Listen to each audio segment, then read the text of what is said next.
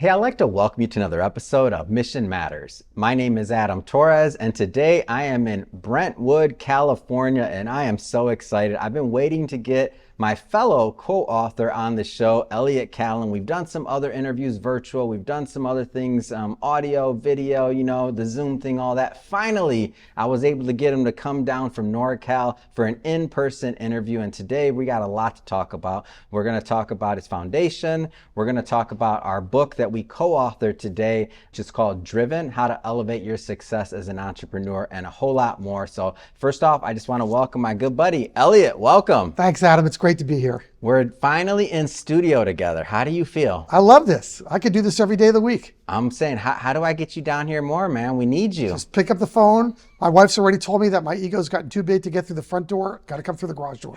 So we're in Brentwood, a lot of different areas to eat and otherwise over here. I know you're a big wine guy. Do you have anything on the list while you're down here? No, this is a great food area more than wine. Because I live just south of Napa and Sonoma, so I get plenty of great wine. But Southern California food, I think, is better than Northern California food. Okay. So I look forward to the Michelin, the upscale type of food versus the normal Italian food that you get in Northern California, Italian, Awesome. Japanese. Going for the Michelin. I know who's paying for lunch after. No. It's great to see you. Thank you. Thank you. No. All right, so let's dive right in. For the listeners maybe that haven't caught part of the series, we've done some interviews before, but I was hoping that this could really be a touchstone and to make this an inclusive, like a solid piece that when somebody watches this, they're gonna know this happened, this is why this book matters.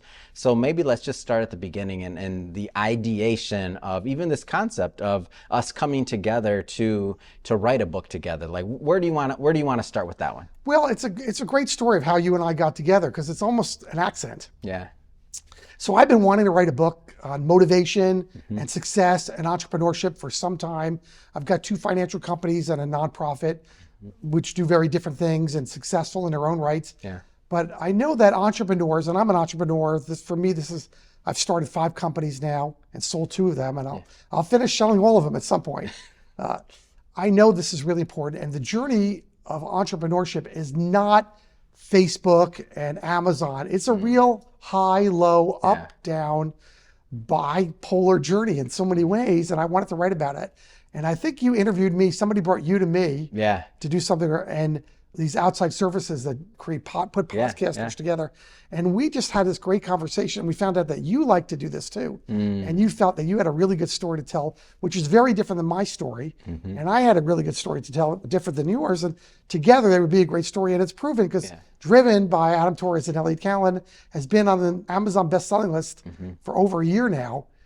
And so people want to read it. And the more people I share it with, the more they share it with their friends. So it's a good story. I gotta like zig and zag. You already know my interview style. Podcasting, that is how we met, and I'm a big fan of podcasting, the podcaster community in general. Quick plug for your show. Tell a little bit about it before we move on, but I got to bring out a podcast. You can't mention it and me not plug a podcast. Oh, it's great. Thank you. It's called Meet the Expert with Elliot Kallen. We have about 120 or so episodes in the can on the website, Prosperity Financial Group. I interview business owners, much like what you do, or we interview people within the industry, and we really find out what's cooking, what's ticking, what's important. It could be about electric car industry. It could be about money. It could be about lifestyle. It could be about somebody's really built something amazing in New York City or LA, greater LA. We want to bring success stories there, but we want people to grab onto this 22, 24, 27 minutes. I just had Brandon Steiner on. He owned the New York Yankees trademark and pictures and jerseys for 30 years. I brought him on. Fascinating guy. Who gets to talk to this guy on a regular basis? Those are the kind of people we have on. Amazing. All right, let's circle back to the book, but I'm sure the podcast is going to come back up because I'm a huge podcast fan. So getting back to just the I guess we'll say the core of the book. And I remember when we were first coming up with the idea, and I thought about it, and I'm like, does this kind of makes sense for 2 people coming from 2 different angles that have both mission-based, same, hopefully core values, ideologies, but, there's different ways to get something done. And so for everybody that has not read the book yet, which we're going to definitely leave a link. We want everybody to buy a copy, of course. We sell books. But we came across, and I labeled myself the accidental entrepreneur, and then Elliot was the serial entrepreneur. And there's a whole chapter, and there's a bunch of anecdotes and stories in the book, of course, about it. But I'm going to start with me on this one because I'm hoping to pull out that serial entrepreneur. But myself and Elliot, when we get talking, we're not necessarily agreeing always on how to get something done. And because I'm coming from the accidental side of things. Like, I never thought about really creating a business. Like, it kind of happened. I found myself starting a business by almost accident, hence accidental entrepreneur. And then when I looked at Elliot's background, and I'm like, wait, he's had multiple businesses. Like, this is in his blood. I'm not going to put words in your mouth. You take it from there, but were you employable? I don't know. Like, you're like, no, I don't know if you're employable anymore. You're an entrepreneur. Go ahead. I'm probably not very employable. I can agree on that. Well, I started off in the accounting field, and it turned out that was probably the wrong direction to go in. And my father was a small business entrepreneur, never made a lot of money, probably peaked at $40,000 a year. But he used to tell the story that you need to be in your own business. You need to be in charge of your life in some form, however way you do that. So you're right, it was in my blood. And I left accounting and I started a packaging business. And I built it up, and it was a 7-day-a-week job, and we hit about $5 million in sales, and it was a time to sell it, and I did. And I learned a lot of valuable lessons here about what goes right and what doesn't go right. And then started an environmental cleanup business, got ourselves about 1,000 distributors across the country for environmental products and services, and then sold that one as well, and learned a lot. And then realized I wanted to get back into financial business, which is what I'm into today, with 2 different companies, totaling about $1 billion in assets. It is in my blood. I love the shiny toy of starting something from scratch. I've already got the next business in mind. Do you? I didn't even know that. Yeah. And it doesn't surprise me, but I didn't know. Yeah, so when I make the next move, whatever that next move is, I'm too young to call it a day, and I don't have a health issue, I don't have a money issue, but I love the idea of starting something and building something from scratch and then selling it. I think that's a great thing. That's my goal. I like doing that. Too many people I've met have been disappointed with their journey, Adam. And they think I'm going to be like Mark Zuckerberg. I'm going to start something in college, and in 5 years from now, I'm going to be a billionaire. And you and I both know. Doesn't work like that, you're saying? Yeah. I'm 9 years in. What are you talking about? Like, the expectations have become so unrealistic for entrepreneurs.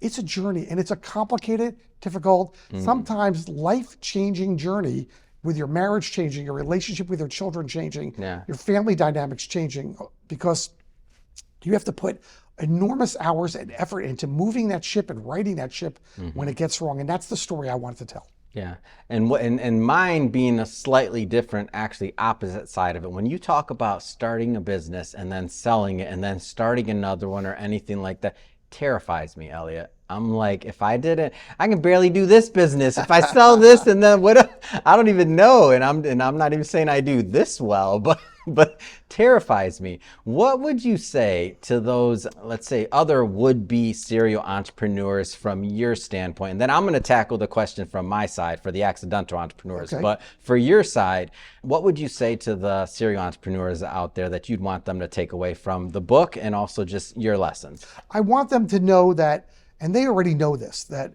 your business is filled with challenges, cash flow, employee issues, lawsuit issues, receivable issues, location issues, growth issues. They're filled with those challenges, and so is everybody else's. It's not that unique of a story. You're unique. I'm unique. The entrepreneur is unique, but the stories are not that unique. And if you're a banker, you would say, I hear these stories 100 times a day. I get it. And so I want them to know it's okay. It's okay sometimes to get your nose bloodied, to fall down, like the Rocky Balboa thing. It's not how many times you get knocked down, it's how many times you get back up. That's what I want entrepreneurs knowing, that it's a long journey. I feel like I've become very successful in the later part of my life, although I would not call this very late. But in the early part of my life, I wouldn't even have known what success is. I couldn't have defined it. For me, success was going to an Anthony Robbins meeting and walking on 40 feet or 80 feet of hot coals. but I wouldn't have understood that in business. Today, I get it. So some of that is maturity, some of that is experience, and every entrepreneur has to learn that the easy way or the hard way, but they have to learn that. Yeah. So I'm going to tackle that same question for our audience, but from the accidental entrepreneur side of things. And my number one thing that if I could go back in time and do it again, and I did this, but I didn't do it intentionally, and I didn't even know it was being done actually, is I would get around more serial entrepreneurs. Like that's my number one thing I would have done. Like I didn't, that first Adam, couple of years, that's great advice. That first couple of years, like I have my buddies that one of them, Dan Bienenfeld, like he was my client a long time ago. And when I was in the money management many years ago, and he's a serial entrepreneur. That's all he's ever done his whole life. And he would tell me these things but he knows, I was a little younger. He knows how to feed me the information to like how much I can have. He can tell when it's not seeping in anymore. Then he doesn't waste his breath. Smart serial entrepreneur, right? But then through the years, we'll have these meetings and he'll ask me, where's my benchmark or this or that. And he'd be like, Adam, is this a hobby or is this a business? Like, and I'd be like, what do you mean? Like he would push me and my skills year by year to make sure that I was making whatever type of success or traction I could for whatever I was ready for or able to do, and to force me to like really stretch. So that's what I think for the accidental entrepreneurs, the ones that, again, don't find themselves like even necessarily wanting a business or knowing they'd have a business. Heck, if I look back, if some producer would have been like, hey, want to come be a host of my show? You think I would have spent all this time doing 6,000 plus interviews? Probably not. I would have been an employee. I was fine as an employee and I had no problem with it. So again, long story short, get somebody like Elliot around you who can't help but start new businesses and new ventures, and maybe some of their pain you can learn from. And that's part of what the book is. I feel like part of what we created was exposing our pain so others can learn from it. Would you absolutely. Would you reposition that otherwise? No, there's a lot of truth to that. If you're a student of history, and I think of myself as a student of history, yeah. When Franklin Roosevelt became president, and you could argue that he was a good president, a great president, or a lousy president, that's not the point. He created the first brain trust for the White House. And I remember hearing that and thinking, in business, you want to create a brain trust because you don't have all the answers and you don't have a lot of answers. What you have is a vision. And sometimes even that vision needs some honing and fine tuning and correction. But if you're surrounded with successful people, they're going to want to see you succeed instead of sometimes your own family members want you to give it up and go get a job. I want to switch it up a bit. So part of what we do, and I could have said this in the opening, but part of this book is really to support as well a Brighter Day Foundation. So how do you want to tee that part of the discussion up? I definitely want to make sure we spend some time talking about the organization as a whole. Sure. So the background of the organization is 11 years ago, my 19-year-old son at the University of Montana walked up to the highway and jumped in front of an oncoming truck and took his life. His parents didn't know about it. They didn't understand it. He was gone for 24 hours before we even found out. And it was horrible. It's life-changing. Anybody's ever lost a child, we know it's a life-changing hole in your heart. On the way back from Montana, I turned to Jake's mom and I said, we have to do something to change people's lives. We cannot have other people go through what we're about to experience. We can't. And I came up with the idea of a Brighter Day charity at abrighterday.info. And that charity's mission would be to create resources for teens and their families with the goal of stopping teen suicide. And it's been that from the very beginning. And so we go around talking about this. It's a painful story because I have to talk about it over and over because that story is the motivation behind the charity. And of course, every time you do that, you're ripping a scab off your heart. But it's the right thing to do. I don't want families to experience their child coming close to death or creating this level of pain that we went through and continue to see over and over, but it's the right thing to do. And to date, I mean, just some of the numbers and people that you've helped, I mean, between the line that people can contact, the resources, maybe give a little bit of that piece of it because it's quite significant and I marvel at because having run yourself, multiple businesses, all the stuff you have going on, you put a lot of resources, not just effort and money, but your time into it. And I see it and I'm on your newsletter, been on the newsletter, you probably don't know that, but I've been on the newsletter and I open every single one and I'm like, man, I got to make it to one of those car shows. I got to make it to one of those. I'm like, I got to get a classic car to have a reason to drive out there because I want to be at the car show, man. Well, it's an exotic car. You don't need a classic car. Exotic. Oh, an exotic. Lamborghini, Ferraris, Porsche. Then I can just borrow one of your Lambos. It's okay. I'll give you a date. We'll make it happen. I'm in. But talk a little bit about the numbers. So we are touching between 3,000 and 6,000 families every single month with some of our resources. We've got a very robust website, which is really handled by two very competent people for the organization. They do a great job with it, and that's got resources mostly written for parents, like hundreds and hundreds of pages. But teenagers aren't great readers. They're texting people. So we created a texting crisis hotline where they could talk for 45 minutes all day, hang up, do it again, hang up and do it again, to somebody at the end of a line in all 50 states 24/7. And within 5 minutes, Adam, they all ask the same question. Am I the only one feeling this way? They're totally isolated now as teens.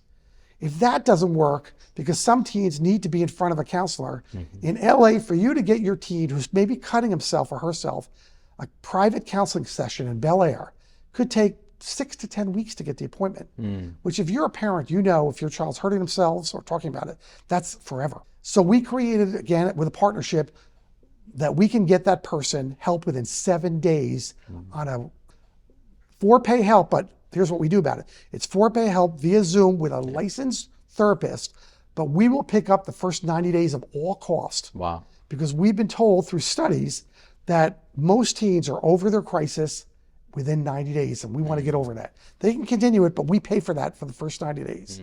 And then we threw in college scholarships, and we threw in other ways of getting the teenager help and music programs and all types of programs that we do with the goal of getting your teen some good advice so they can help themselves, or getting the parent some advice, because we write a lot for the parent of what they can be doing to help the situation. The littlest thing, like turn your all cell phones off at dinner. Every dinner should be cell phone free. Is that a tip? I think you do It is a packets tip. and stuff, right? There's like packets for schools and like go into that because that's an Almost interesting. every article we put out every other week includes turn your cell phone off at dinner. Don't call grandma. Don't call your older brother or oldest daughter at school during dinner. Turn them off. Put them in a basket. Do that. Get in the car. Don't turn the radio on. Turn off your cell phones. Take a walk every week with a teen. 30-minute walk with your teen. No radios, no cell phones, because we're all programmed to talk during silence. It's what we do. And so we put out all types of tips like this, which you would think, well, that's common sense, of course. It's not so common. No, it's not. It's not. You need those reminders. And what if you didn't grow up in a home where that was common? Where people ate or like had that conversation. So it's not common if you didn't learn it, right? Well, I grew up in a home. My dad was an interested father, but he worked 70 hours a week. Yeah, exactly. That's my mom was the breadwinner, but she got sick when I was in high school. So she was kind of out of my life in high school. So my dad was there, small business owner. He would come home and he said, how's school? And I would answer like a caveman. It's fine. It's okay. How'd you do on your math test? Good. Monosyllabic answers. My 31-year-old son with 2 PhDs still answers me monosyllabically. You told me that. And so he wasn't getting any smarter. But most parents, and I was guilty of that, they would just ask superficially or at a 40,000 foot level, how to go today. But they're not asking the important stuff. Like, how did it go with Mary today, your best friend? Who's your favorite teacher? Why? Who's your least favorite teacher? Why? Who's your favorite class and why? Which class is the biggest struggle for you and why? Are you going to class or are you sitting outside because you don't like it? Things like that. We give you questions as a parent to ask, and you have to have time to ask that. Nothing's going to make up for the time between you and your teen where you don't accept the answer of a caveman or cavewoman.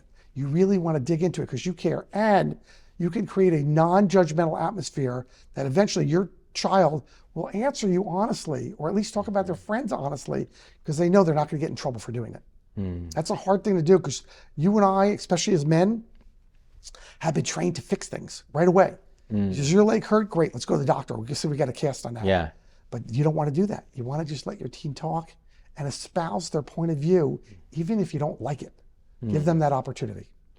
And some of the things, one of the things you mentioned is the programming. And I know the programming is slightly different than some of the other things you've done, like even some of the little things intentionally, whether it was through music or other things, because ultimately if one of the teens were having a problem or something was wrong, like they're not going to just want to go up in front of their friends and, be like, oh, let me go to this rally about teen suicide or about this. They're not at all going to do that. Yeah, that's not going to happen, right? So talk a little bit about that, because I think it's also helpful in learning how other organizations out there and other people can learn from what you've managed to do and how they can also reach that teen population. That's a great question.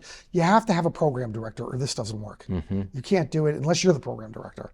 So we have a program director, and she has put us in front of leadership classes throughout multiple schools here in Northern California, because our texting hotline and our Facebook and our Instagram work nationally. That's how we get people from all 50 states and 4 or 5 countries to go and use texting hotline or help or get help, or they're doing that now. But you want to get directly into the school. Some schools are really open to it. They're like, come on in. Some schools run away from suicide conversation. They want nothing to do with it. Kind of like when I was a kid, nothing's changed in some of those schools. We want to help them. And so she does that. She gets programs going. She gets health fairs going where we can be there. And that's exposure to the teen that we can say, here, in your own free time, call this number, 800 number, or text the word brighter, BRIGHTER, to 741-741. In 5 minutes, you can text to your heart's delight and get every question answered. We want them to take advantage of these. We implore them to take advantage of them. You have to reach them on their level, whatever that level is. It's never going to come through the counseling department or the principal, but you need the tacit approval of those people to be able to reach the teens.